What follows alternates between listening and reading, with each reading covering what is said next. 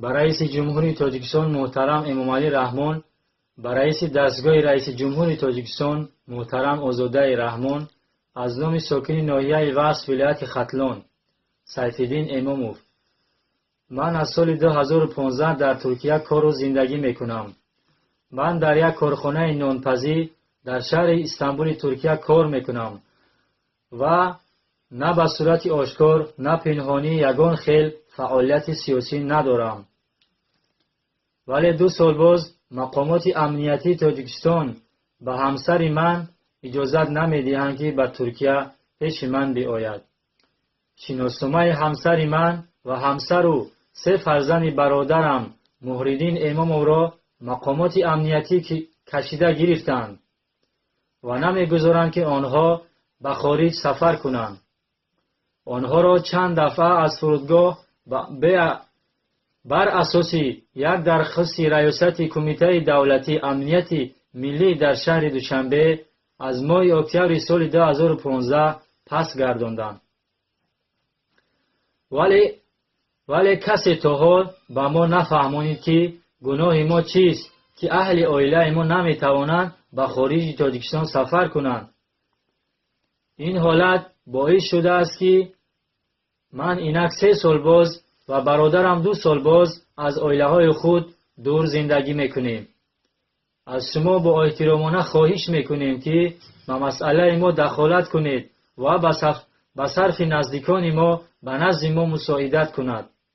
امیدواریم که این درخواست ما هر چه زودتر بررسی و حل می شود.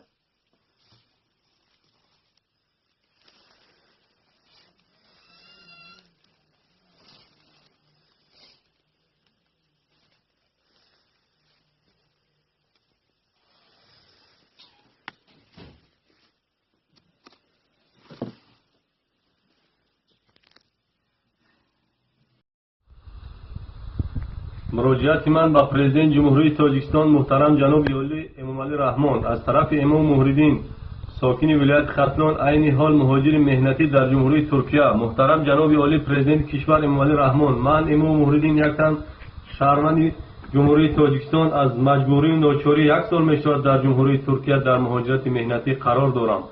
همزمان درباره خود معلومات میدهم. مدتی تقریبا 10 سال در ارگان‌های قدرتی به قبیل اگنتی نظارت مواد نشآور نزد پرزیدنت جمهوری تاجیکستان و قویده جمهوری تاجیکستان فعالیت کرده ناگفته نماند که در ناآرامی‌های کشور عزیزمان سربلندانه خدمت کردم.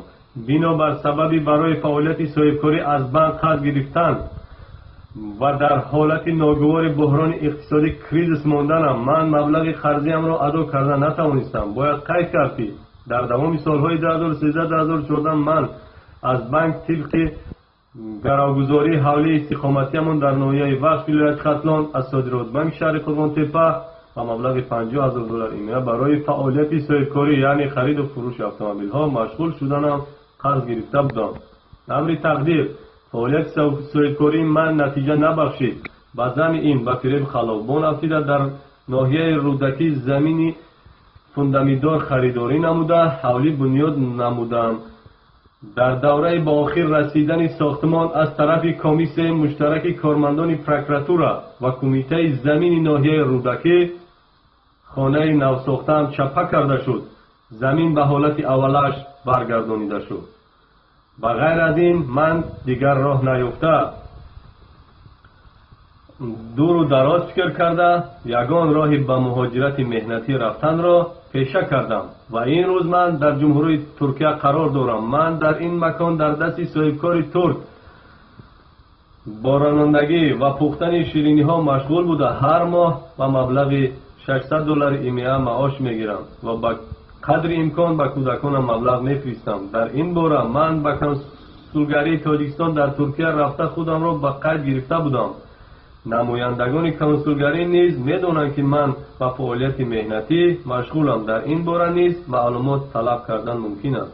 باید قید کرد که پس از طرف سود و فایده بانک حل شدن مسئله به میان آمده اعضایان دیگر عائله ما نیز با کمک عملی و مادی نیاز دارند، ولی با یک من طلب دیگر اعضایان عائله ما قانع شدن نمیتواند. من چندین کرته برای به اینجا فرستادن زن و کودکانم کیپته هواپیمایی و برای شناسنامه‌شان مبلغ روان کرده بودم.